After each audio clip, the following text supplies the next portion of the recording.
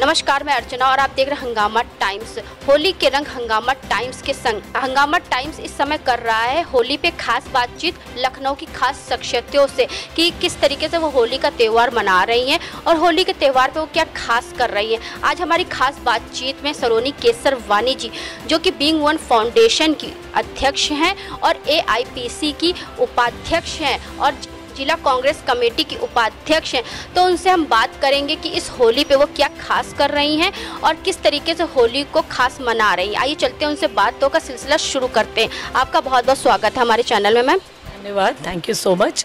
मैं भी आपके चैनल के माध्यम से पूरे देशवासियों को, सारे धर्म को, सारे समाज के लोगों को होली जैसे पावन पर्व की बहुत बहुत सारी शुभकामनाएं और बधाई देती हूँ।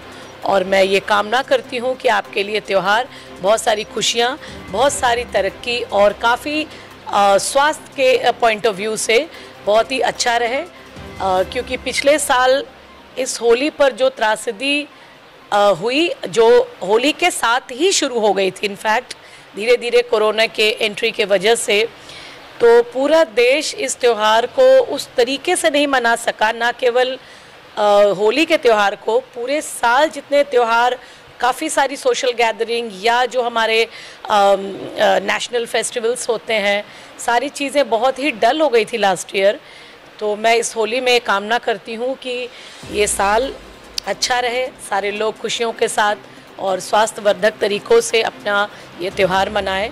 और ऑब्वियसली मिलना जुलना तो त्यौहार का एक हिस्सा है, लेकिन कुछ चीज़ों को ध्यान में रखते हुए, जैसा कि सिचुएशन है, कोरोना वायरस दिन पर दिन बढ़ रहा है। पिछले साल भी 25 मार्च में हमारे देश में लॉकडाउन हुआ था, जिसकी वजह से काफ़ी त्रासदी हुई थी। लोगों को हमारे राज्य से, शहर से, एक देश से दूसरे देश, एक जिला दूसरे जिला पलायन करना पड़ा था।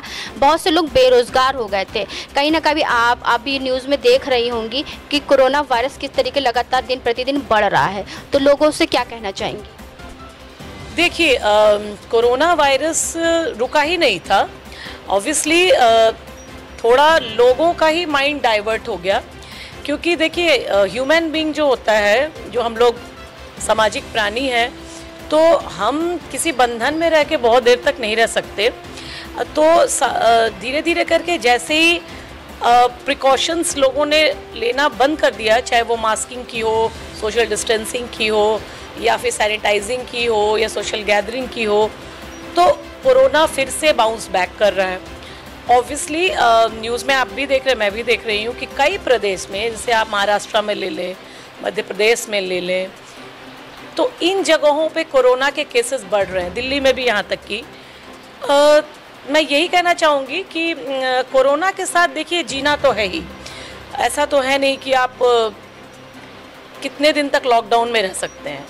मैं बस जनता जनार्दन से और पूरे समाज के जो बुद्धिजीवी हैं लोग, उनसे भी अपील करूंगी कि वो अवेयरनेस कराएं, क्योंकि किसी भी चीज़ को एकदम आप नज़रअंदाज करके नहीं रह सकते कि कोरोना चला गया है या हम बिल्कुल बच गए हैं क्योंकि हमने वैक्सीन ले लिया है। वैक्सीन लेने वालों को भी ये बात कही जा रही है कि वैक्सीन के बावजूद आप जो नॉर्म्स है उनको मेंटेन करें, डिस्टेंस रखें, मास्किंग पर ध्यान दें, और ऑब्वियसली इसी तरीके से आप कोरोना से फाइट करके ये जो हमारी ज़िंदगी है एक नॉर्मल पटरी पर आ सकती है। अगर आपको लॉकडाउन को याद कीजिए, अपने जो पिछले साल 25 मार्च को हुआ था, तो ज़िंदगी एक थम सी गई थी, रुक सी गई थी ज़िंदगी। कुछ दिन तो ये चीज़ें बहुत ऐसा लगा कि हम एक चेंजिंग लाइफस्टाइल में रह रहे हैं, लेकिन धीरे धीरे करके ये बहुत हर चीज़ को इफ़ेक्ट करता चला गया। तो उस त्रासदी को याद करते हुए यहाँ पर आप बहुत ज़्यादा इसको नज़रअंदाज ना करें, एकदम से लापरवाह नहीं हो जाएं। ये समझ के रखिए कि कोरोना आपको अटैक कर सकता है, किसी को भी कर सकता है, तो थोड़ी सावधानी नहीं बल्कि भरपूर सावधानी की ज़रूरत है। अगर आप स्वस्थ होकर के अच्छे लाइफस्टाइल के साथ में जीना चाहते हैं सुरक्षित, तो ऑब्वियसली अवेयरनेस बहुत ज़रूरी है, जिसका ध्यान रखना पड़ेगा। चाहे कोई पर्व हो, त्यौहार हो, गैदरिंग हो, जैसे अभी रूल्स आए हैं जो सरकार की तरफ से कि शादी में 50 लोगों की गैदरिंग होगी, और अगर किसी की मृत्यु हो गई हो तो वहाँ पे 20 लोगों से ज़्यादा उनके अंतिम संस्कार में लोग नहीं जमा हो सकते। कई जगहों पे पुणे वगैरह में स्कूल्स वापस से बंद कर दिए गए हैं। अभी उत्तर प्रदेश में तो लखनऊ में देख रही हूँ कि स्कूल खुल गए हैं, बच्चे जा रहे हैं, चाहे वो बस में जा रहे हैं, चाहे वो अपने प्राइवेट व्हीकल्स में जा रहे हैं। Somewhere I have seen they are putting up the mask, maintaining all the distance. तो इसको थोड़ा ध्यान रखना पड़ेगा। इट शुड नॉट इनहैंस, ऐसे फैलना नहीं चाहिए दोबारा, क्योंकि बच्चों के लिए खासतौर पे, क्योंकि उनके लिए भी वैक्सीन अलाउड भी नहीं है, तो बुजुर्ग के साथ साथ बच्चे भी अफेक्ट हो सकते हुए ही हैं, जैसा आपने देखा है। तो सावधानी तो बहुत ज़रूरी है। तो मैम ये रही सामाजिक बात, थोड़ा राजनीतिक गलियारे में चलते हैं कि 2022 में आप लोगों की क्या तैयारी है? 2022 में ज़्यादा समय रह नहीं गया है, साल भर का समय भी नहीं है, तो हमारी तैयारी पुरजोर है। मैं जिला कांग्रेस कमेटी की उपाध्यक्ष हूँ, all India professional Congress Lucknow chapter से उपाध्यक्ष हूँ। इन दोनों जो हमारे संगठन है, जो दोनों ऑर्गेनाइजेशन है, इसमें हमारी पार्टी में मेरी जो भूमिका है, ऑब्वियसली जो मुझे जो पद दिए गए हैं उसको निर्वाह करते हुए मैं अपने ऑर्गेनाइजेशन की तरफ से एक सृजन कर रही हूँ, अपने सारे कांग्रेस से लोगों को जोड़ने का, उन तक पहुँचने का, मेंबर्स बनाने का, और जगह जगह बैठक करना, जनता जनार्दन के बीच पहुँचना। जहाँ कहीं भी हमसे कोई छूट हो गई हो, कहीं हम नहीं पहुँच पाए हैं, तो हमारी पार्टी हर जगह अपने आप को मजबूत कर रही है। सृजन संगठन में हम लगे हुए हैं। हम चाह रहे हैं कि हम जितने भी जगह, चाहे वो इंटीरियर हो, गांव हो, कस्बे हो, बस्ती हो, सिर्फ शहर ही नहीं, जन जन में पहुंच करके कांग्रेस पार्टी, चाहे कोरोना का टाइम हो, चाहे किसान आंदोलन हो, एनी XYZ प्रॉब्लम हो रही है और नहीं भी होती है तो भी हमारा ये है कि हम पहुँचें, हम जनता से संपर्क करें, कि समस्याओं को सुने, और ऑब्वियसली हमारे कांग्रेस पार्टी का जो मैनिफेस्टो है उसके अकॉर्डिंगली हम काम करेंगे और हम पूरी तैयारी के साथ हैं। हमारे नेता सब जगह पहुंच रहे हैं। मैं खुद अपने पूरी टीम के साथ जहां तक होता है पहुंचूंगी। अभी आने वाले ग्राम पंचायत इलेक्शन में हम लोग अपनी पूरी तन मन धन से लगेंगे। हमारे पास बहुत हुजूम है जनता का, जब मीटिंग होती है लोग बहुत ज़्यादा मात्रा में इकट्ठा हो रहे हैं, उनके विचार बदल रहे हैं, हम ओपिनियन ले रहे हैं, और ऑब्वियसली जनता का मत कांग्रेस, उनके विचारधारा हमारे नेताओं के प्रति धीरे धीरे करके वापस वही रूप ले रहा है जो बहुत साल पहले था। भाजपा सरकार के आने के पहले भी लोगों को कांग्रेस में असीम आस्था, विश्वास और निष्ठा था, और वो वापस दिख रहा है। आप देखिएगा आने वाले समय में हमारी पार्टी 2022 के चुनाव क्या है, उसके पहले पंचायत के चुनाव में भी बहुत अच्छा स्कोर करेगी, अच्छे नंबर से हमें मतलब हमारी पार्टी के मेंबर्स जीतेंगे, और ये तो मेरा पूरा विश्वास है। पार्टी पूरी कमर कसी हुई है। यहाँ तो विपक्ष ये कहते हैं कि जो कांग्रेस समाप्त हो रही है, कांग्रेस खत्म हो रही है, कांग्रेस कुछ है ही नहीं, 70 सालों में उन्होंने कुछ किया ही नहीं, अब कांग्रेस कभी आएगी नहीं, तो इसके बारे में क्या? देखिए, कहावत है ना, जिसकी लाठी उसी की भैंस। तो अभी जिनकी सरकार है उनके पास मैं मीडिया वालों की बहुत इज्जत करती हूँ, विद ड्यू रिस्पेक्ट बोल रही हूँ कि सिर्फ एक पार्टी की बात सुनना, वो क्या बोलते हैं और उन्हीं को महत्व देना, ये कोई जजमेंट करने का तरीका नहीं है। ठीक है, वो कहते 70 साल में कांग्रेस ने क्या किया, जगह जगह बैनर लगाए हुए, जो 70 साल में नहीं हुआ वो 4 वर्षों में हो गया। 4 वर्षों में क्या हुआ? आज ही मैं न्यूज़ देख रही थी जिसमें एक मुझे वीडियो मैंने देखा कि कितना खर्चा विदेश यात्रा पर, कितना खर्चा 100 करोड़ से ऊपर खर्चा ट्रंप को नमस्ते कहने पर, कितना खर्चा तरह तरह की ऐसी चीज़ों में किया गया जिसके देश की इकोनॉमी ऑलरेडी ठप हो गई। अगर हम बखिया उधेड़ना चाहें तो हम भी बहुत तरीके की बातें बोल सकते हैं कि 4 साल में भाजपा सरकार ने देश को बिल्कुल डुबा दिया। देश में इतना ज़्यादा बेरोजगारी हो गई, इतनी ज़्यादा आर्थिक मंदी हो गई, इतना ज़्यादा लोगों में तरह तरह का आंदोलन ही देख लीजिए, किसान आंदोलन, हर चीज़ की पैदावार कम हो गई, फैक्ट्रियां बंद हो गई, मजदूर पलायन कर गए, अनप्लान्ड रूप से जो हुआ है, उसके बावजूद भी उनके पास उनका एक एजेंडा है, कांग्रेस पर हर तरह से कीचड़ उछालना। 70 साल में कांग्रेस ने क्या नहीं किया, मुझे तो ये कहना पड़ेगा।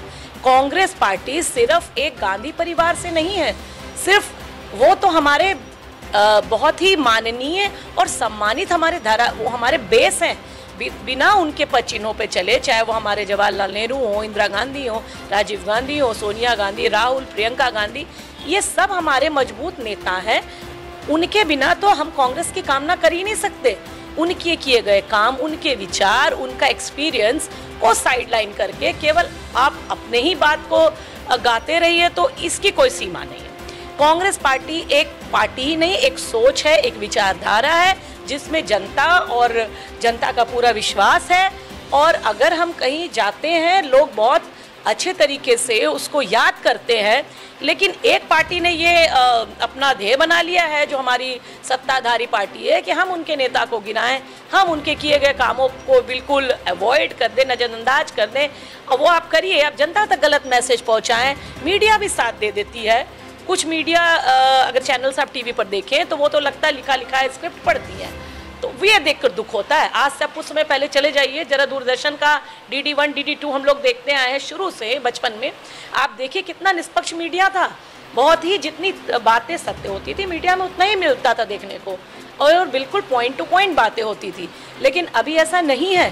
कुछ चैनल लगातार केवल एक ही भाजपा राग गा रहे हैं, उनकी तरक्की को दिखा रहे हैं, तो ऑब्वियसली इस पर जनता का असर पड़ता है। लेकिन जनता कहीं से भी आंख नहीं मूंदी हुई, जनता बहुत वाइज है, समझदार है, और इस इलेक्शन में जो 2022 में होगा उसमें वो अपना काम कर गुजरेगी। और तब पता चलेगा इनको कि 70 साल का किया हुआ इतिहास ही हमको वापस, हमारे कांग्रेस पार्टी को वापस सत्ता में लाएगा, और वापस हम अपने सरकार बनाएंगे। तो मेरा पूरा विश्वास है, और ये दिख भी रहा है। तो जिस तरीके से बंगाल के चुनाव में TMC और भाजपा सरकार में घमासान युद्ध दिख रहा है, तो आने वाले दिनों में उत्तर प्रदेश में क्या ऐसा दिख सकता है? देखिए, बंगाल में खेला होवे सभी लोग देख रहे हैं, और वहाँ की लड़ाई अब एकदम कांटे की टक्कर जैसी हो गई है। कुछ चीज़ें बड़ी पर्सनल भी हो गई है। मैं तो ना TMC पे कोई अपना कमेंट कर सकती हूँ, ना मैं भाजपा के लिए करूँगी। दोनों लड़ रहे हैं भाई, दोनों पार्टी ही प्रमुख तौर पे वहाँ है। वहाँ पे लड़ने वाली दीदी हैं, ममता दीदी हैं, और इधर अमित शाह और मोदी जी की रैली भी लगातार हो रही है। ठीक है, जिसके साथ जनता होगी और जिसने विकास किया होगा वो रंग जमेगा, और ऑब्वियसली वही पार्टी जीत कर आएगी। बंगाल में तो फिलहाल मुझे लगता है अलग अलग चैनल्स के माध्यम से देखी तो दीदी का बोलबाला है। ये मैं एक पार्टी के प्रतिनिधि के तौर पे नहीं बोल रही हूँ, ये मैं एक नॉर्मल जैसे एक जनता के तौर पे जो देखती हूँ, मुझे लगता है कि दीदी का रंग जम जाएगा। और भाजपा का ये जो राम भक्ति दिखाते हैं कि हम ही राम भक्त हैं, ये तो मुझे नहीं लगता है चल पाएगा, जैसे जनरली ओपिनियन दिया। हर जगह भाजपा की सरकार बन रही, जम्मू कश्मीर में भी जहाँ तक आशा नहीं थी कि भाजपा की सरकार बनेगी, तो वहाँ पे भाजपा की सरकार बन गई। अब बंगाल के चुनाव की बारी है। अब बंगाल में देखिए क्या होता है।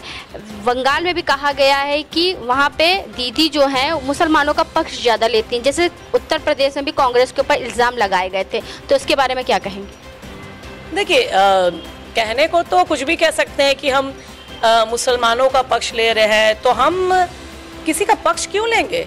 मेरे नज़र में तो हमारी पार्टी तो सबसे बड़ी सेकुलर पार्टी है, हम किसी का पक्ष क्यों लेंगे? हम हिंदू, मुस्लिम, सिख, ईसाई, दलित, अल्पसंख्यक जो भी हैं, हम सबको समान रूप से ट्रीट करते हैं। हमारे नज़र में सब बराबर है। ये तो कहते हैं ना, डिवाइड एंड रूल की राजनीति करना तो उनकी आदत है।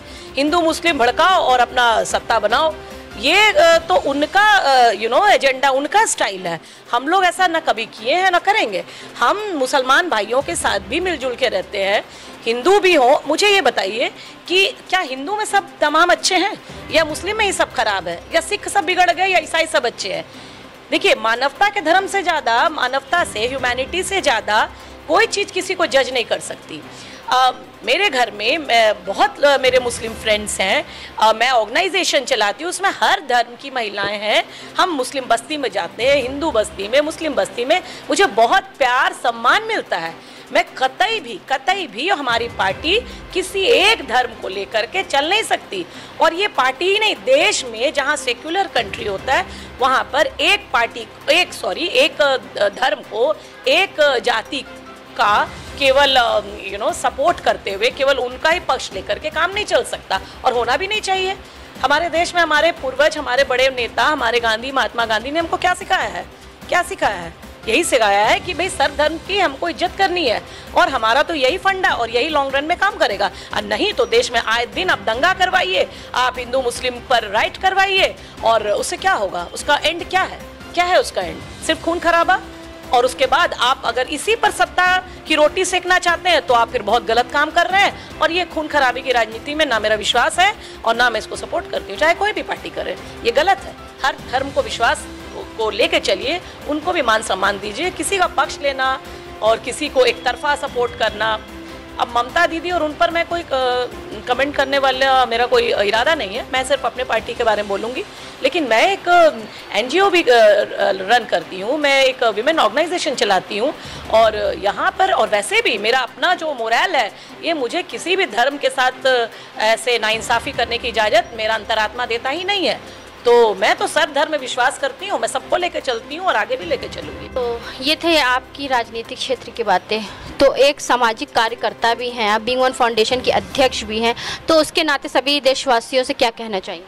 मैं सभी देशवासियों से यही बोलना चाहूँगी, तो 3 चीज़ें हैं जो मैं बोलना चाहूँगी जो राजनीति से परे है, सिर्फ समाज कल्याण के लिए मैं बोलूँगी। सबसे बड़ी बात है कि स्वास्थ्य आपका सबसे बड़ा धन है। जैसे इलेक्शंस आ रहे हैं, अभी पिछले कई इलेक्शन हुए, बिहार में हुए, जम्मू कश्मीर वगैरह वगैरह में, तो वहाँ पर भी आप थोड़ा सोशल गैदरिंग हो जाती है। ये खतरनाक हो सकता है जनता जनार्दन के लिए, नेताओं के लिए भी। कई नेता सफ़र किए कोरोना से। तो बस सबसे पहले तो आप अपने स्वास्थ्य का ख्याल रखिए, कृपया करके बहुत ज़्यादा मॉब गैदरिंग से बचें, जहाँ तक हो सके सुरक्षा के नाम पर मास्किंग कीजिए, सैनिटाइज होते रहिए, ये सबसे बड़ा संदेश है। इसी से आपका परिवार सुरक्षित रहेगा। अगर आप होली तो क्या कोई भी त्यौहार मनाने जाएंगे, तभी तो जब आप घर पे हैं, सुरक्षित हैं। आपका परिवार का एक भी सदस्य अगर हॉस्पिटल में है तो आपके घर में कोई पर्व त्यौहार की आप सोच भी नहीं सकते। तो होली अच्छे से मनाइए, भाईचारे के साथ मनाइए। दूसरी बात मैं बोलना चाहूँगी कि धर्म के नाम पे लड़ना झगड़ना बिल्कुल बंद कर दीजिए। इससे छोटी सोच कुछ हो ही नहीं सकती। हम एक ऐसे समाज में रहते हैं जहाँ पे मित्रता, बंधुत्व और आपसी भाईचारे के लिए हमारा देश जाना जाता है, उसको कतई मत खोइए।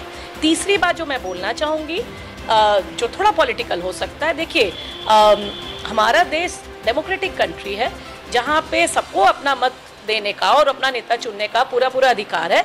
जब हम अंदर जाते हैं EVM मशीन में, जब हम बटन प्रेस करते हैं, वहाँ पे आप अपनी बुद्धि, अपने विवेक का इस्तेमाल कीजिए। आप ये मत सोचिए कि मेरे परिवार में मेरे पति ने, मेरे पिता ने, मेरे भाई ने मुझे क्या सिखा के भेजा है वो ही मैं करूँगा या करूँगी, ऐसा कोई ज़रूरी नहीं है।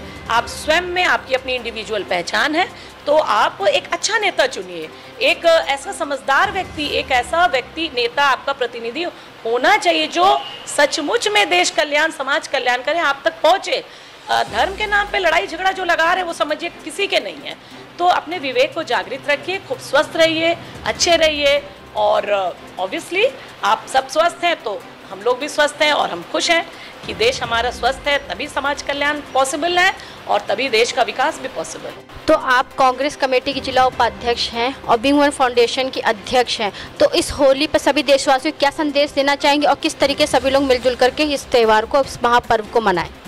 देखिए, मेरे foundation being women foundation AIPC और जिला कांग्रेस कमेटी की तरफ से मैं हमेशा एक कोशिश करती हूँ कि कोई भी ऐसा बड़ा त्यौहार, पावन त्यौहार, कोई ऐसा विशेष अवसर आए, मैं कहीं पहुँच करके कुछ काम करूं। अपने लिए तो सभी जीते हैं कि हम ही होली मना रहे हैं, हम खूब त्यौहार को अपने इकोनॉमिक जैसे जिसकी कंडीशन है उस तरह से लोग संपन्नता से मनाएं, वो ठीक है, उसकी मैं इज्जत करती हूँ। लेकिन हम अभी भी 25 से 26 के बीच में मैं प्लान कर रही हूँ कि मैं किसी बस्ती, किसी झुग्गी झोपड़ी में जा कर के वहाँ के रहने वाले, वहाँ के बस्ती में जो लोग हैं, बच्चे हो सकते हैं, बड़े बुजुर्ग, सीनियर सिटीजन, जो भी बेचारे, कहीं ना कहीं उनके त्यौहार में कोई कमी नहीं हो जाए, तो मैं पहुँचूँगी, मैं उनके साथ होली मनाऊँगी, उनके साथ रंग गुलाल के साथ में उनको विश करूँगी और उनके साथ में गुजिया पापड़ खाऊँगी, उनको अपने प्यार भरे तोहफे दूँगी और उनके नीड को सुनूंगी। और ये सिर्फ एक टाइम का नहीं है कि हम एक बार गए और मिल लिए और हमने अपना सोशल मीडिया में अपडेट कर दिया। ये निरंतर मेरा आना जाना है और मैं पहुँच के उनके समस्या के तह तक पहुँचूँगी। और होली के अलावा भी जब मौका पड़ा तो मैं अपने संगठन के तौर से इंडिविजुअली भी मैं इन बस्तियों में जा कर के अपना त्यौहार मनाऊंगी अपने पूरे मेंबर्स के साथ में।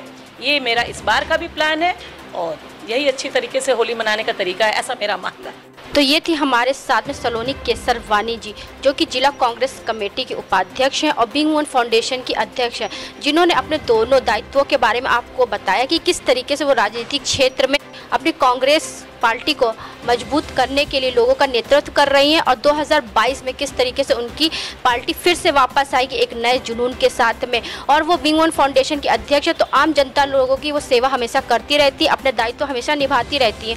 तो ये इस खास बातचीत में हमारे साथ में थी सलोनी केसरवानी, जिन्होंने आपको बताया कि इस होली पे वो क्या विशेष कर रही है। इसी के साथ मैं अर्चना आपसे इजाज़त चाहूँगी। धन्यवाद।